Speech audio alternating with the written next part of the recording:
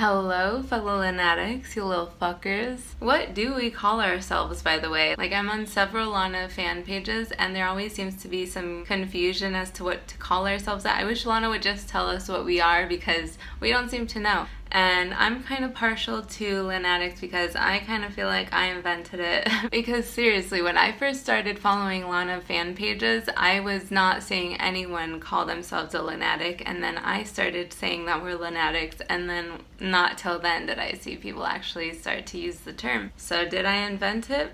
I think so. But I'm so excited to be doing this series. I've been wanting to do it for a long time now, but I just wasn't sure if I should. I wasn't sure if people would actually care to be like watching and listening to another Lana fan be listening to and reviewing her music. But then I got a few requests to do it, and I was like, hell yeah, I'd love to. So here we are. Now, I was first introduced to Lana in 2012. I was in film school, and a colleague had shown me her video for Born to Die, and I was wowed. I was so inspired. I was just like, who is this, and how did they do this? It was just this incredible experience, and I thanked the person who showed me the video for showing it to me, and then I showed it to a friend and they thanked me as well. So I mean, when people thank you for showing them something, that's how you know just how powerful it was. Now, back then I was so weird about music. I kind of had this idea that because it had happened many times previously, that if I delved more into an artist's discography, I was going to end up disappointed, because I would start to listen to all these songs that I didn't actually really like. And so I was afraid that that was going to happen with Lana. So I was like obsessed with Born to Die, Ride, video games, Blue Jeans, and I just never really delved into more of her music. I think I did listen to the whole album for Born to Die, but I don't remember. I just remember that also at the time I was going to this dispensary where I made a friend who was also a Lanatic, and we would always talk about her whenever I would go. We're actually still friends on Instagram. And one day he told me that she had just released an album called Ultraviolence, and that I just had to listen to it. I didn't. I waited. I don't know why. I just was too afraid that I was gonna listen to it and be disappointed. So it took me a while. I think it wasn't until 2016 that I actually got around to listening to it, and boy was I disappointed in myself. I was so blown away by that album that's what really just made me delve more and more and more into her songs. I was on YouTube just listening to all these songs by Lana Del Rey, and not once was I disappointed, and that's how I knew how special she really was. I was looking her up and seeing that she's actually writing her own music. I was looking at behind the scenes footage. I was looking at interview footage, and I just became obsessed at seeing how this sweet, beautiful girl, inside and out, was achieving her dreams, was writing this gold, this magic. She was writing about truth. She was being real. I remember just taking in her lyrics and being like, you can't make that shit up. It's gotta come from some sort of place of truth. She's not just some puppet that people created this whole persona around and was like, she's beautiful and has a calm, soothing voice. Let's make Lana Del Rey out of her. Everything about her, from the way that she dresses, from the way that she does her makeup, from the way that she carries herself, her looks, her body language in her photos, like everything is so calculated, and she just has this charm about her. And I'm sure a lot of you Lanatics out there feel the same way. And yes, people get so annoyed by me when I talk about her, but I can't help it. I'm sure you guys know the feeling of just wanting to scream about Lana Del Rey from the rooftops. And I'm sure you guys can relate to the feeling of just feeling so alone in your love for her. People look at me like I'm fucking crazy whenever I talk so much about her, because they just don't get it. And that's okay. People tend to look at her and they see fakeness and authenticity, which couldn't be further from the truth, and it really only shows how people feel about themselves, because the world is a reflection. That is what they teach you in metaphysics. So yes, we tend to feel alone in our love for her, but know that you are special if you love her, or at least you are special to me.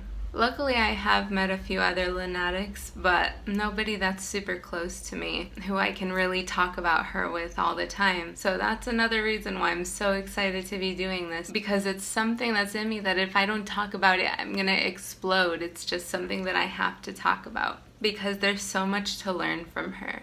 Lana, to me, is one of the most accepting, loving people that I've ever seen. I've never met her, unfortunately, but I know I will one day. I have to meet her one day, and we're gonna be best friends.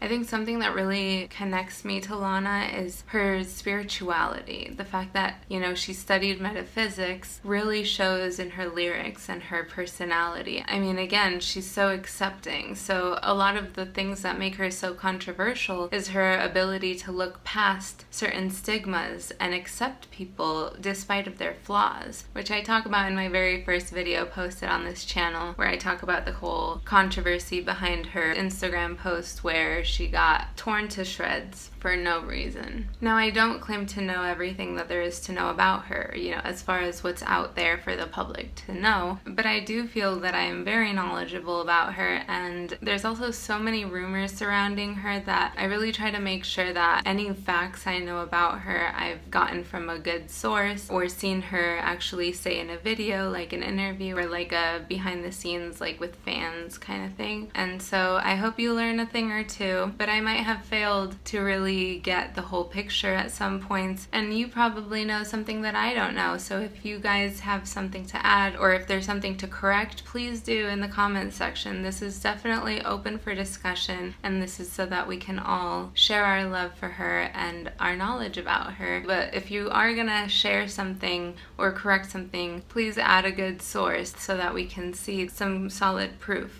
So for those of you who don't know, before Lana Del Rey was Lana Del Rey, she had other stage names. I mean, her real name is Elizabeth Grant, of course. Her closest peeps call her Lizzie, but she's also gone through multiple stage names until she found what I think was like a perfect stage name. Lana Del Rey is a beautiful stage name, and it suits her perfectly. But she had some, trial and error there, so she's gone through like being May Jailer, Sparkle Jump Rope Queen, Lana Del Rey, like R-A-Y. Now, how I want to go about this is I want to go kind of in chronological order, starting from when she was May Jailer, and listen to some of the unreleased tracks around that time as well, all the way up until Norman fucking Rockwell and soon coming Chemtrails Over the Country Club. I could be wrong, but I think May Jailer's Sirens is like the earliest glimpse that we can really take into really seeing the beginnings of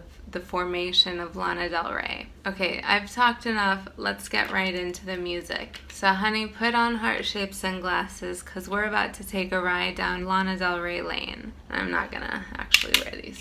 But so Sirens is a demo album, and it seems like she really doesn't want the album to be out there because the songs keep getting blocked on YouTube, and I don't blame her for that. I can respect that. It's not really what she sounds like now, but it's sweet, and I'd like to, listen to a couple of the songs from that album to really see where she was at in the beginning. It sounds kind of folky, and it's very angelic and soothing, so still Lana nonetheless. And all the songs on this album sound really similar. It's a very cohesive album. I mean, she's brilliant when it comes to making a cohesive album. So this is a much more raw album. It's just her voice and the guitar. Playing her guitar is only one of her toys. So let's listen to the first track called 4K.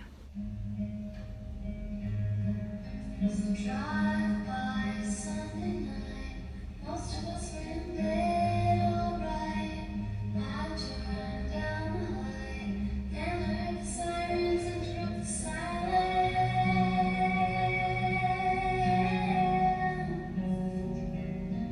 Is this what you wished to commit a crime?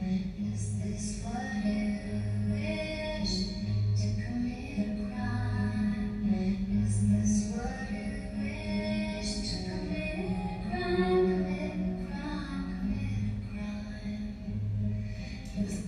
love that. Even then, she was so good at coming up with a melody that really sticks. I mean, the commit a crime, commit a crime, commit a crime. It's catchy. He was a nice guy, really bright, making money's hard to do right. Guilty was his plight. Now he's in the jail cell for some 30 years now.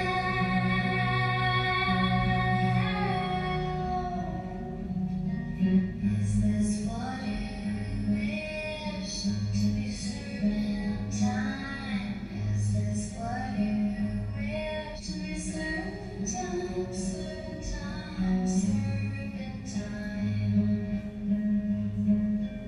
So simple, yet so it draws you in. It's so interesting. You know, she's talking about a guy who's a criminal and he was found guilty and is gonna do 30 years. I mean, he must have done something pretty bad, and yet she's calling him a nice guy.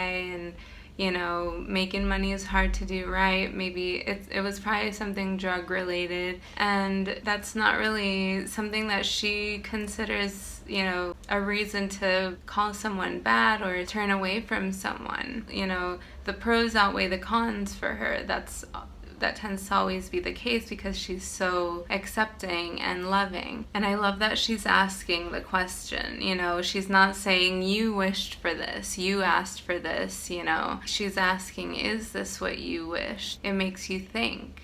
As the person being asked, you don't feel attacked, you feel more like you're reflecting. So I love that about her.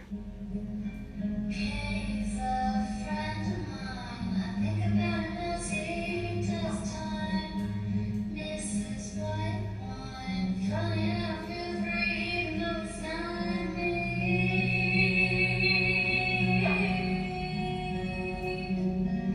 Is this what you wished to leave me behind? Is this what you wished to leave me behind? Double on the side, send him on death row, now take around the Now he's on death row. Is this what you wish? You wanna die, wanna die, wanna die. If you wanna die, wanna die, wanna die, wanna die, then you wanna die.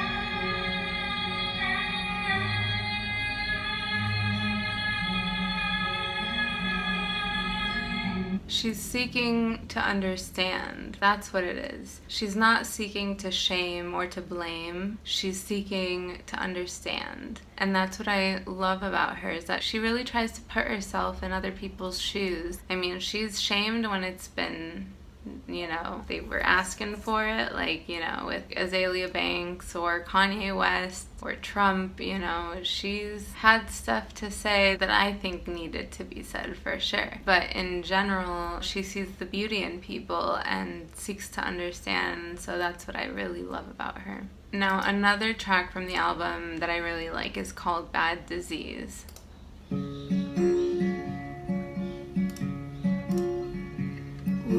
Something about watching her cry that makes me wanna go out and make it alright. Something about seeing your fight that makes me wanna go out tonight. I got a bad disease. I got a bad disease to fall into. Yeah, it's true. I got the lyrics pulled up. Wanna stay home, be left alone. Someone make my mind up so I don't have to decide. I got a bad disease. I got a bad disease to fall into. Yeah, I do.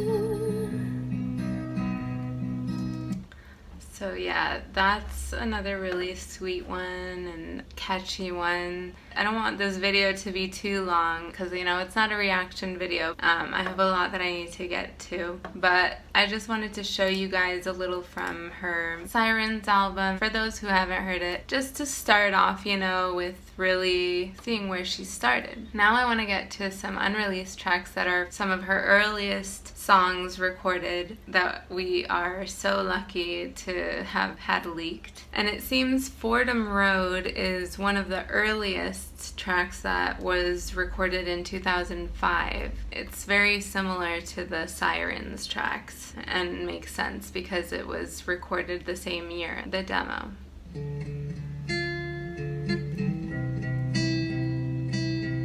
30 blocks to Fordham Road.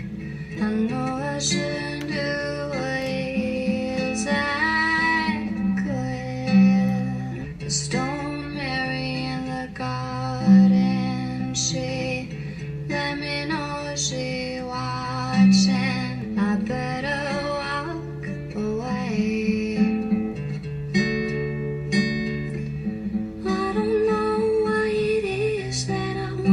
Stay.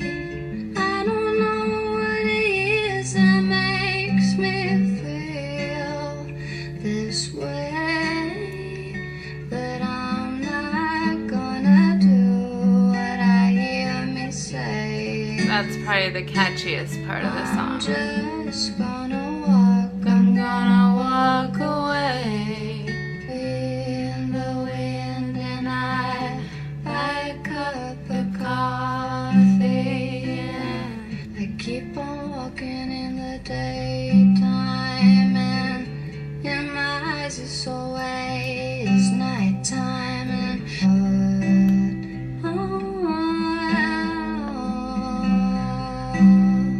it's the greatest, it's the greatest day.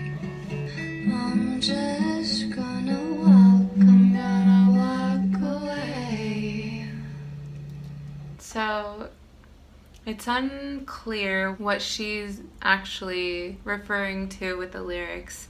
Some people think that it's hinting at her past drug use, but to me it kind of just feels like she feels stuck in a certain place that could be her, you know, actual neighborhood. I'm not quite sure where they got that it's hinting at her past drug use. I don't really see anything in here that would directly hint to that. Correct me if I'm wrong. But it just seems like she could be talking about either the place that she lives or the relationship that she's in, because of the bridge where she says he's the greatest, it's the greatest day, he's the greatest. She's talking about a he, a him, like a he's the greatest. And so it could be the relationship, or like a man that, you know, she's just kind of seeing casually. It could be a man who's taken, and so I know I shouldn't do what isn't good. The Stone Mary in the garden, she let me know she's watching, and she said I better get walking, I better walk away. I think it's up to the interpretation of the listener, and so I kind of have a feeling that it's about a relationship she knows she shouldn't be in, and she needs to walk away from it, and she's kind of just walking on the street contemplating it. But if you have any other knowledge about that song, please comment it with your source. So the next song that I want to get into is called Disco, and I absolutely love this song. It's believed to be recorded in 2007.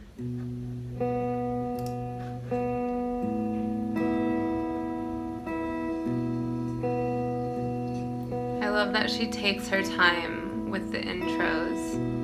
Just makes it that much more grand. Disco, go, go, dancer so rare. Move down, up slow, prostitute stare. So the lyrics, I think, already are just, from the get-go, it just paints such a picture. It's like you're in this strip club and you're looking at one of the dancers move up and down the pole and giving their prostitute stare, and it's like she's actually looking at it from a place, again, of more like understanding and, seeing the beauty in something that other people might see as ugly. Because in the end, there's nothing wrong with someone who wants to be a go-go dancer. A lot of women love to dance on the pole and like be free with their bodies and, express themselves. And who are others to judge them, really? I am my only God.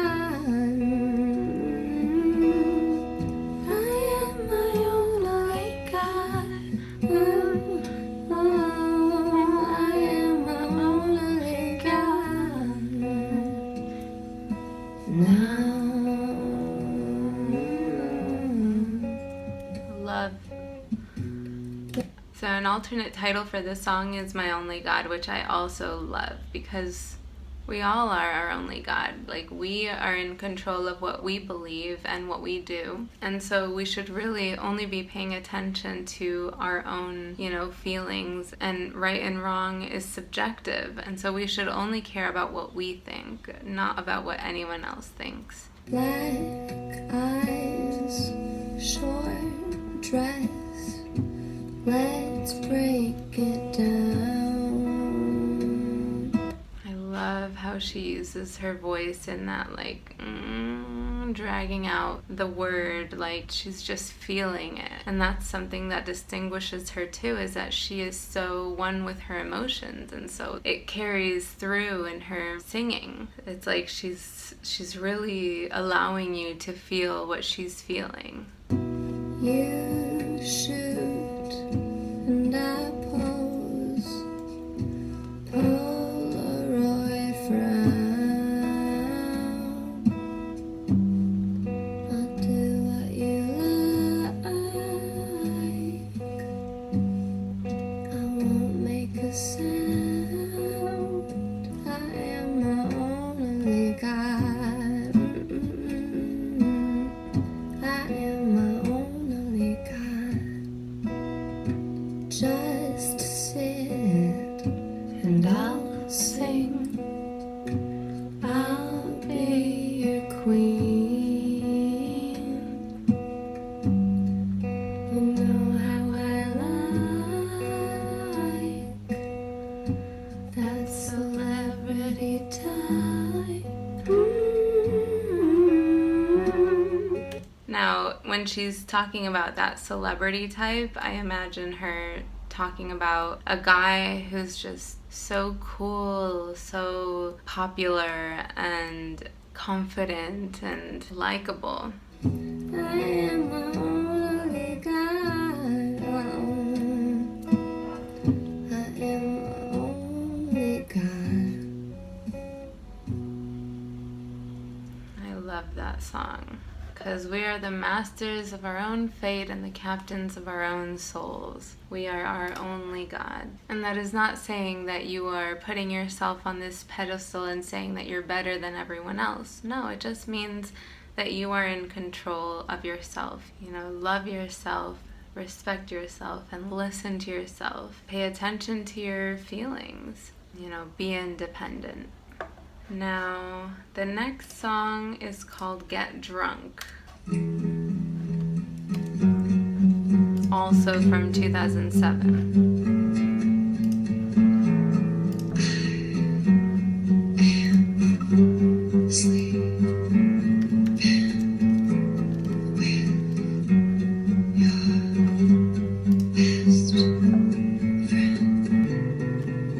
How do you like me now?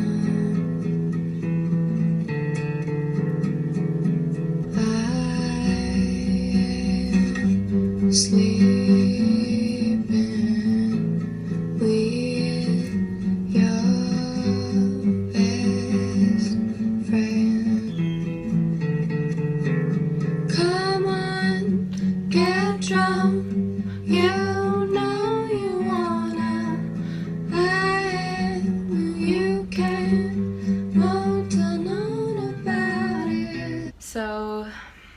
A lot of people would call this a very controversial song as well, because she's admitting to something pretty fucked up. She slept with her man's best friend, and she's like, how do you like me now? And she's not saying this to piss him off or something. She's confessing, and you can tell she feels bad about it. And that's why, you know, she's saying, come on, get drunk, because she wants to forget about it.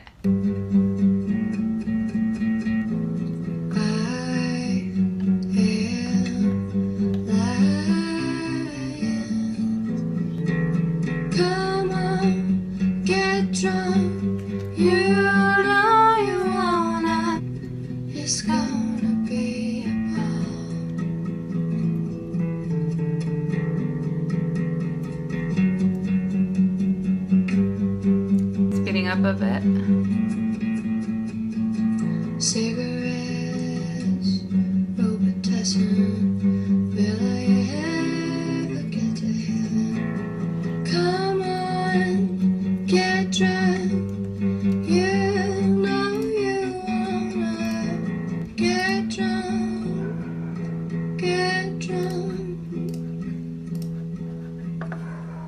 Now, as we know, Lana struggled with alcoholism when she was, you know, as young as 15 years old, when she was in boarding school. So the song's on YouTube, and in the comment section, somebody said it perfectly. The song isn't a pre-party song or pre-drinking song. It's about her drinking problem she had when she was 15, which makes it beautiful because as an alcoholic, we've all been there. We feel if someone drinks with us, we will feel less guilty because it's social drinking then. When she says she will tell no one, that's her guilty mind speaking. I love her. Yes. I mean, whether that's true or not, it's a pretty compelling point of view. And I can totally see her, you know, coming from that place. So I'm going to go with that explanation there. The next song that I want us to listen to is called Gnecco. Now, there's speculation around the fact that Gnecco could have very well been the man that she was writing about in a lot of her songs. I mean, he is a beautiful looking man and has an amazing voice. And so I can totally see her just falling head over heels for him. So she wrote this song for him. I say, hey Jimmy Gnecco, I like the way your name echo. You are so fine. I say, hey Jimmy Gnecco, you are on another level. You are so fine. I say, hey Jimmy, let's go. I've been in love since I met you. You are all mine. If you want it, it's yours. It's free, but of course, take a high. I said, Jay, you're the boss. Without you, I'm lost. You're my sunshine. Jimmy, Jimmy, Jimmy, take me to the park. Buy me cotton candy, kiss me tight. I say, hey, Jimmy Gnecco, hey, I like your heavy metal. Do you like mine? I said, Jay, you're the boss. Without you, I'm lost. You're my sunshine. Jimmy Gnecco, Jimmy Gnecco, Jimmy Gnecco, you are so fine. I love that little like off key in the fine. Like she's just out of it by the end by how fine he is. This guy seems like, I mean, he must be the coolest, most confident guy ever. I love this song. It's fun and you can feel how much she admires this guy. And that's what I love about her too, is that she looks for a guy that she can truly feel that like admiration for. You know, she sees Jimmy Gnecco as being on another level. I loved that rhyme, by the way. And you know, that's what I look for too. I like to feel like my man is just like on this other level. And so you can really tell she put a lot of love into this song. Okay, let's move on. So the next song is called Elvis. Now, if you guys don't know, there's an Elvis documentary coming out, I think soon, and supposedly they're going to use this track in the documentary. So yeah, that's pretty exciting. It's such a shame they didn't choose her for Priscilla Presley, though. She would have been perfect. Their loss.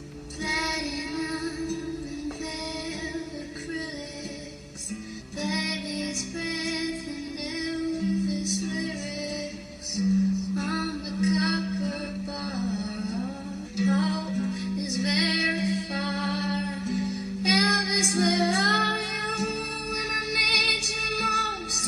White comes sequin, jumpsuit ghost. Hit me up and make a toast. Champagne in the air. She just always paints such a picture with her lyrics. And with such few lyrics too. It's incredible. Her conciseness, yet her power in her words. And I'm a sucker for words, so that's something that, you know, just draws me to her so much. She always finds like the perfect word or lyric for whatever she's trying to say. So she's basically writing from a place of hopelessness. She feels like a very harshly criticized singer, it seems. It reminds me of her story she tells in Ride, where she talks about being a singer, not a very popular one. So it seems like she's this singer that's kind of just starting out and going to bars and covering Elvis. She's somewhat popular because she does have critics, you know, writing about her in the paper. That's why I think she's saying she skims the paper for the critics. Laying in motel lounges with memories fading, hope is very far. And she really loved Elvis and his personality, and so this is kind of just her wishing that he was there with her. Sleeping sands and blue hydrangea, summer hail and summer stranger. Baby's in constant danger. Help is very far. Elvis, where are you when I need you most? What comes in clean jumpsuit ghost? Thank you very much, and I'm laughing. All the chances is catching on the chandelier.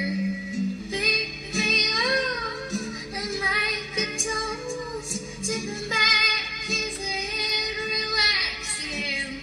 Thank you very much, and I'm laughing. How much into realize is catching. Where are you when I need you most?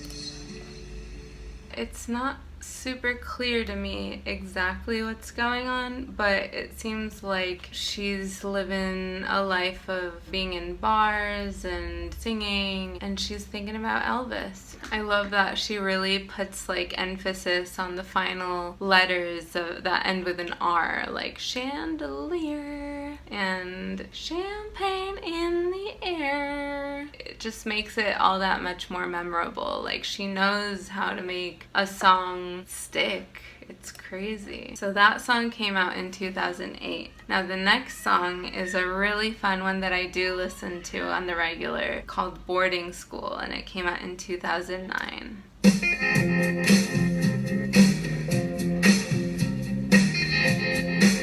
Sounds westerny.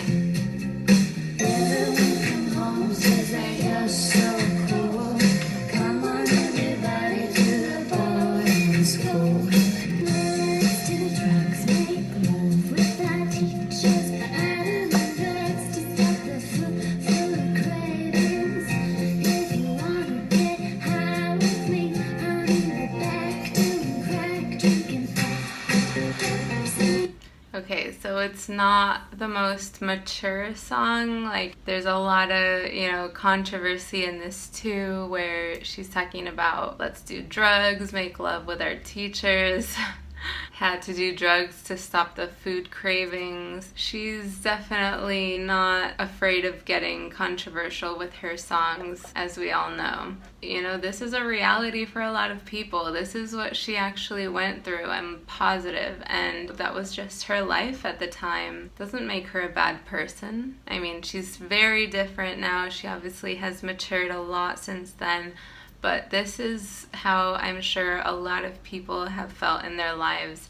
It's just another reality. So yeah, I love this song. It's fun. She's trailer trash and everyone knows it, but she got a great ass and she knows how to show it with American flags on each little finger.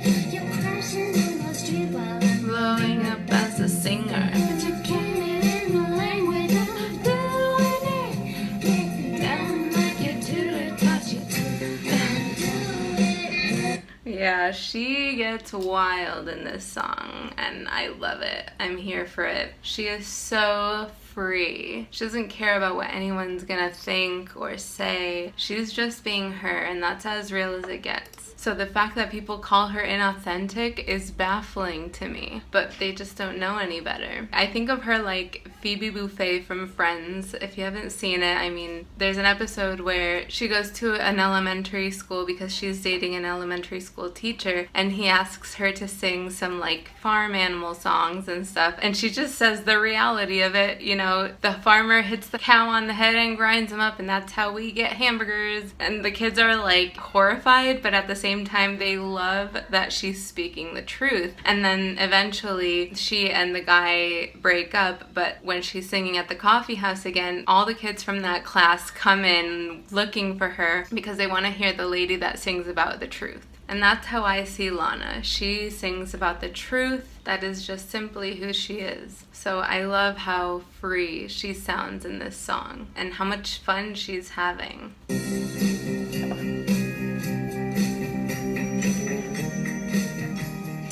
If you wanna do that South Beach swing, you can. You can. You can. There's a version on YouTube where she's singing live that I just want to show a little bit of because I love how she's singing in it and dancing. I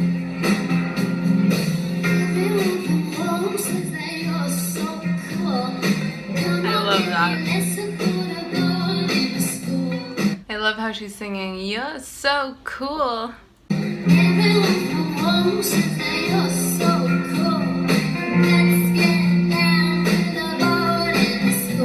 Talk about dolling your hair up beauty queen style. Let's do drugs, make love with our teachers. Come on in, tell me ladies, tattooed ass preacher. I'm a fan of the pro-animation. I do the drugs to stop the food craving.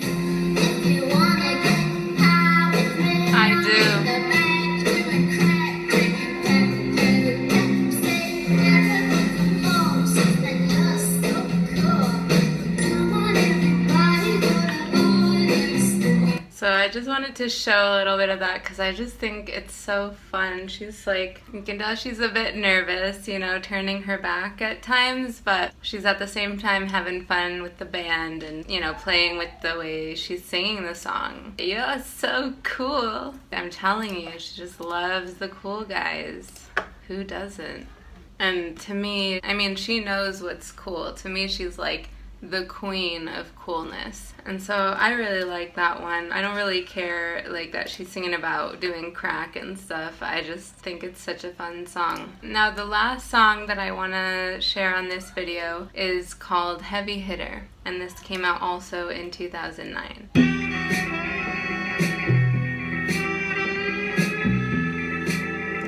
How she's never been chosen to do a James Bond soundtrack, I'll never know. I mean, listen to this. I was lounging in the Chateau Marmot, glimmering by the swimming pool. My man walked in like a slow motion movie. I said, "You're so cool." Oh yeah. And he was screaming, "Oh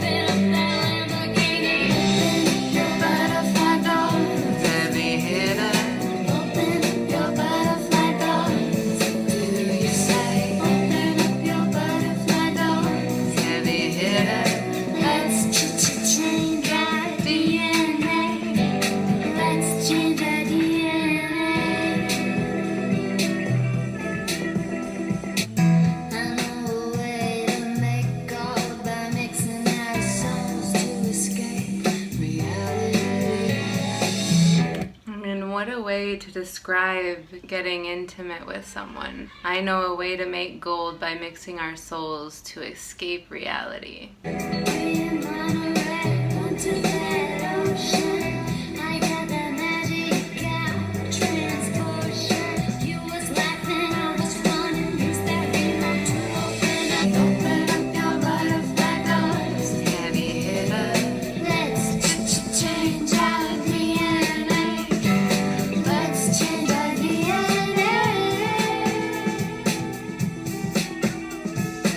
That little trumpet in the back, or is it a sax?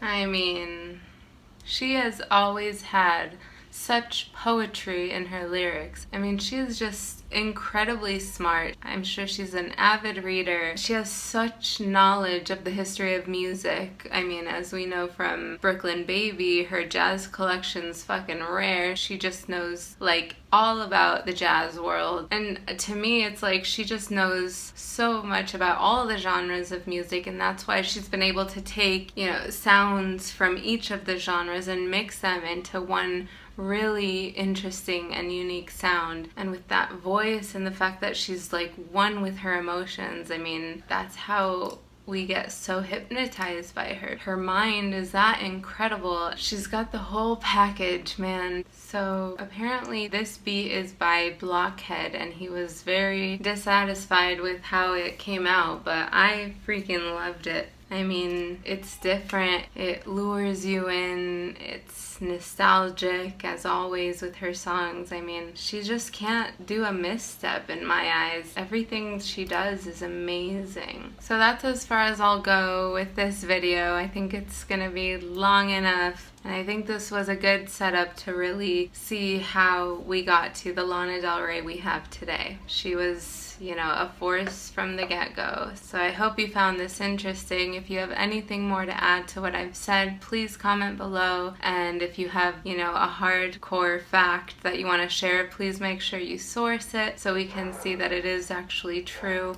and not a rumor, because there are just way too many of those. So I hope you guys like this video, and I hope you guys are digging my approach into really delving into her and her work, her artistry. I can't wait to do the next video and just get further and further and deeper into her mind. So if you liked this video, please hit that like button. I mean, if you've made it this far, I think you owe me that much. And if you want to see more, hit that subscribe button, and I will catch you on the next one.